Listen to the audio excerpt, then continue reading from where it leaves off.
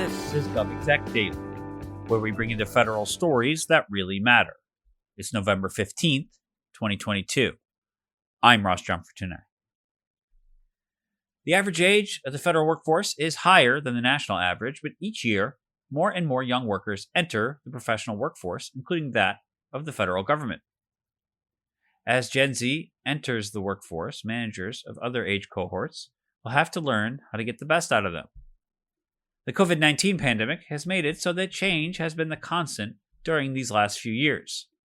Remote work and management are the norm, and upheaval has turned people's work priorities on its head. Right now, both the private and public sector workforces do not have the same workplace expectations or values as they did before the COVID-19 pandemic. So how can the public sector and the federal government become model employers? How can managers and public organizations lead the way in managing across generations? The Partnership for Public Service released a report on Monday titled Retaining My Generation: Retention Strategies for Generation X and Generation Z Federal Employees. The report looks at the two generations and how they work now and how they will get hired, grow, and thrive in government in the future. Paul Pietsch is a senior manager at the partnership, where he oversees the federal workforce research portfolio. He's also one of the authors of the report. After a short break, he'll join me to talk about intergenerational management.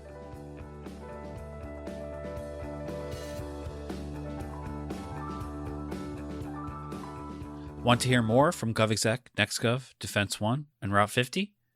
Tune in to our virtual events to hear interviews with government leaders about the most important topics today, including the federal workforce, health IT, artificial intelligence, 5G, and more.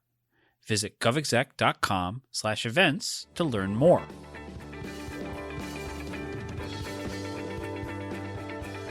The federal workforce is a diverse tapestry of identities, including that of many generational cohorts. As more Gen Z workers move into jobs, agencies must learn how to deal and retain them while also managing workers from other generations like Generation X and the Millennials. In a new report, the Partnership for Public Service outlines the ways of managing intergenerational workforce consisting of Generation X and Generation Y workers.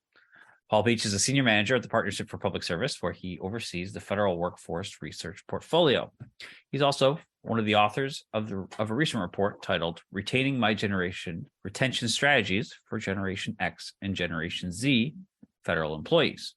He joins me now to talk about the report. Welcome to the show. Hi, Ross. Nice to be here. Thanks for having me. So the Great Reset, the Great Resignation, whatever we call it, how does it broadly affect staff retention in public service?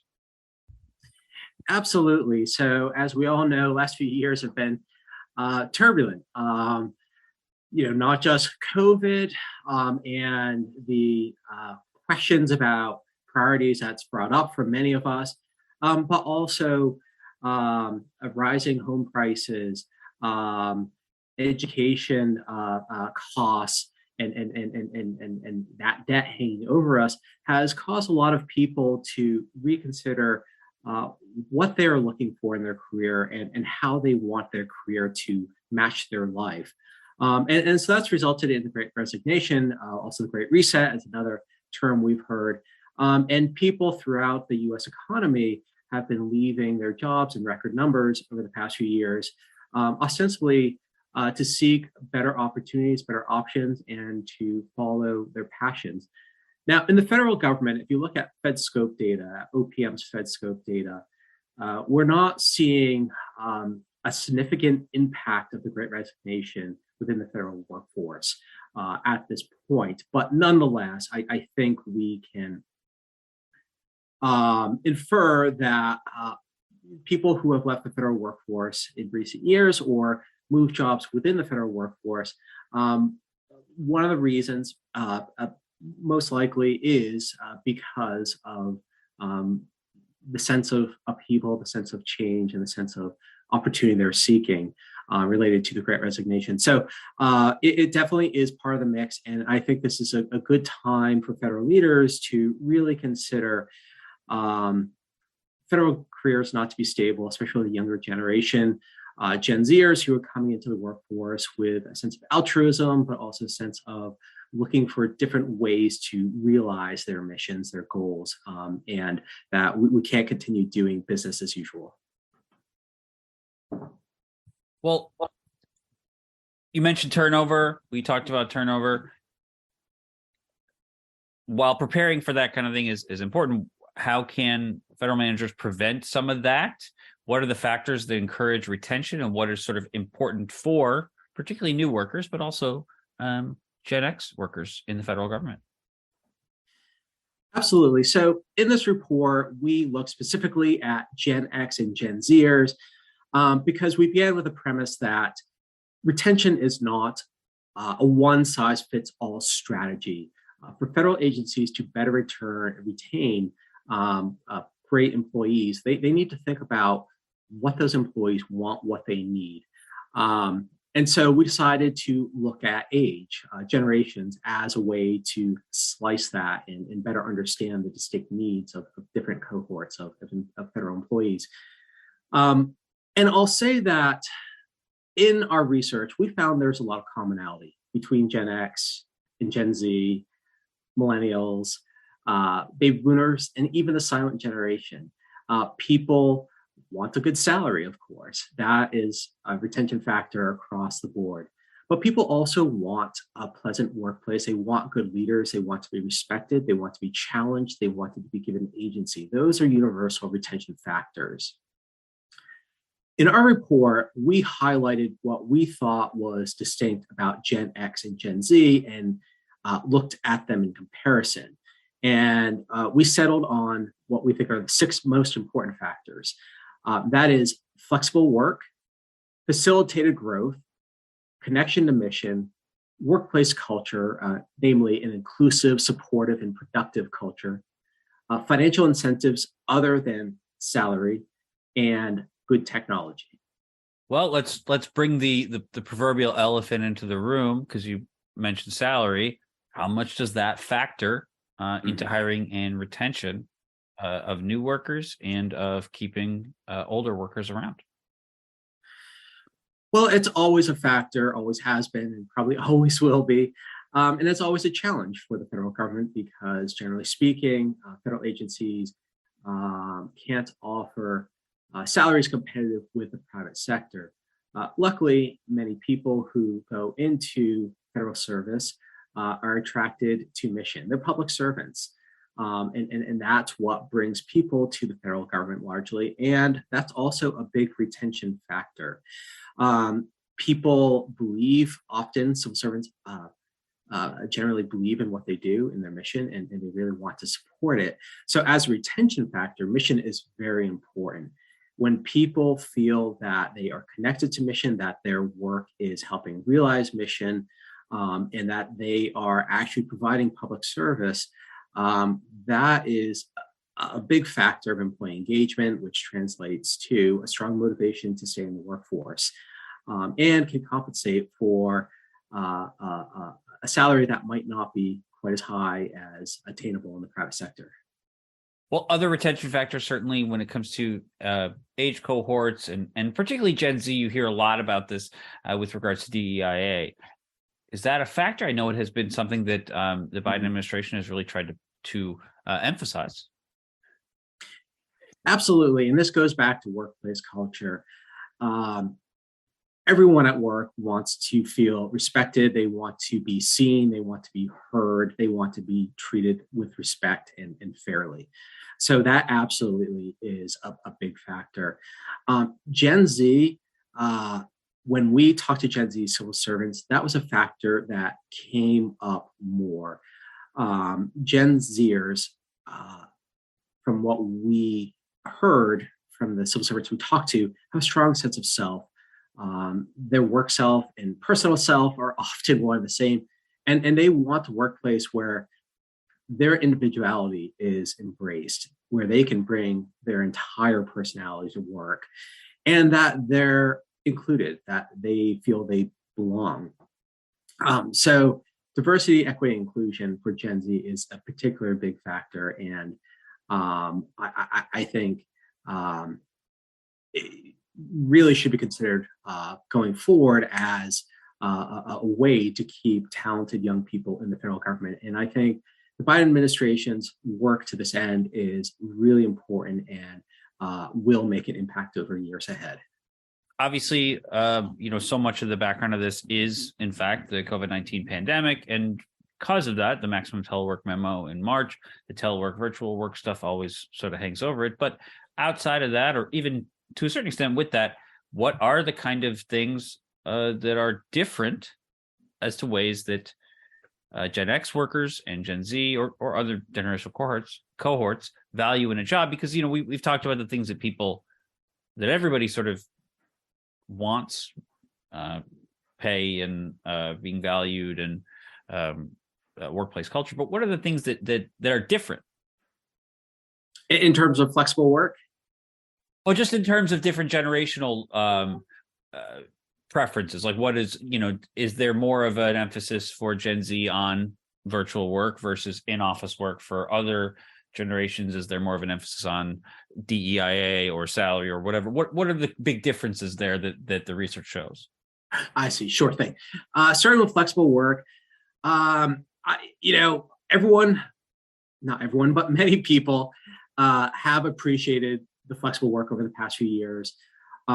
It has fit nicely into people's lives. It has helped people better balance their home life and their work life. And people older and younger seem to appreciate it. The difference there between Gen X and Gen Z is the need and the expectation.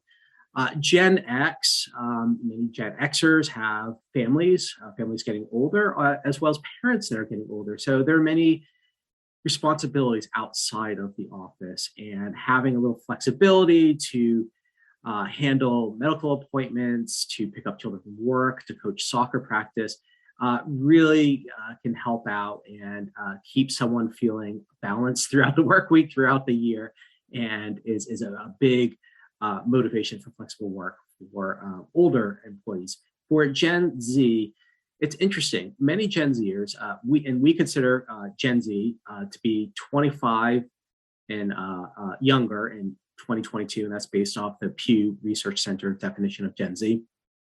Many Gen Z civil servants have only worked in a hybrid or flexible work environment. Gen Zers coming in mostly came into government during the pandemic, and this is the norm where we're at now. And as a result, I think many younger civil servants expect this to be the norm. And going forward, it will be interesting to see how that translates as more agencies come back to office or come back to the office more frequently. The other thing we heard from younger civil servants is that the flexibility of remote work, of hybrid work, confers a sense of respect and trust that they value. Again, a core retention strategy is good leadership, and part of good leadership is making sure your employees feel valued, that they feel respected in the office, and younger civil servants see the hybrid and remote work as evidence of that. Other differences we found, technology was a big one. Gen Z is the first generation that grew up with digital technology fully integrated into their lives. This is what younger people know, and coming into the workforce, this is what they expect in their work environment. And so that can present a challenge. Federal agencies that might be still working with outdated tech infrastructure and may be slow to adapt to new technologies, or might not have the budget to adopt them, whereas the private sector often does. And so that can be a challenge and a retention factor for younger federal employees, because that is how they work, that's how they operate. And if they don't have the tools that they feel comfortable with, that they can succeed with, that might compel them to look elsewhere. With Gen X also talked a lot about technology and frustrations with outdated digital technology, and federal agencies However, Gen Xers did not talk about it as a retention factor. They have been working with outdated operating systems or technologies that are not cutting edge for years. They know how to work with them. They know how to succeed, and they plan to continue to. That is a hiccup, but not something that would cause them to leave federal government. And then finally, I would note that Gen Z, as I said before, it's a cohort, a generation that's motivated, that's looking to do good, that's committed to public service, and is looking to grow. And younger people are really looking for growth options, and Gen Xers are as well, but Gen Xers tend to be later in their career and tend to be on set paths. With Gen Z at this point, the horizon is wide open for them, and they are looking for many opportunities. They're also looking for tailored guidance and supervisors, mentors, and other leaders that really can help them plan their federal career, whether that's by hearing stories of federal careers and how they develop, understanding federal career arcs, or having access and being given guidance on how to use career mapping tools. So I would say that's another difference. Well, we'll sort of end on this, just conclusions and work for the future. It's, as we've touched on a bunch, it's supremely tumultuous time. The economic stresses, the pandemic that has not gone away. Trust in government is very low. We've seen the war against the deep state and things like that. People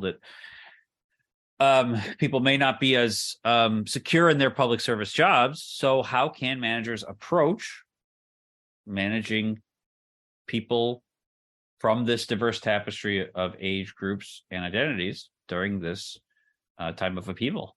Mm-hmm. That's a great question. I would say it goes back to the core tenets of leadership, of being a personal leader, recognizing employees as people, not as fungible widgets, and doing things like communicating transparently and openly and frequently, seeking feedback and recognizing how that feedback is used. Even if suggestions can't be acted upon, acknowledge why. Provide the paths for people to grow, provide them the opportunities to do good work and to shine, give them the agency. Civil servants are the greatest asset of the federal government, but they can only work as effectively as they're supported. And I think that sort of leadership, interpersonal leadership, that develops trust between supervisors, mid-level managers, and even senior leaders and their staff, is what can help civil servants navigate tumultuous times, whether that is an economic downturn, whether that is budget uncertainty and a furlough because Congress can't pass a budget, or whether that's because there is growing animosity or distrust in government, and in terms like deep state take on concrete meaning, even though there's no evidence of that. And that all can weigh on civil servants. And the support from leaders to make them feel that they are indeed doing what they came to do, to be public servants and to do good for their citizens and for their communities, is, I think, what the best thing that can help civil servants get through tough times. Yeah, it certainly, as I said earlier, change seems to be the only constant here, and that's leadership is going to be paramount for that. Absolutely. Well, thanks so much for being on the show with us. All right. Well, thank you and have a great day. Absolutely.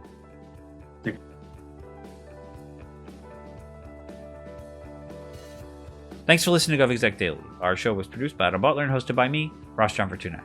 We want to thank Paul Pietsch of the Partnership for Public Service for joining the program.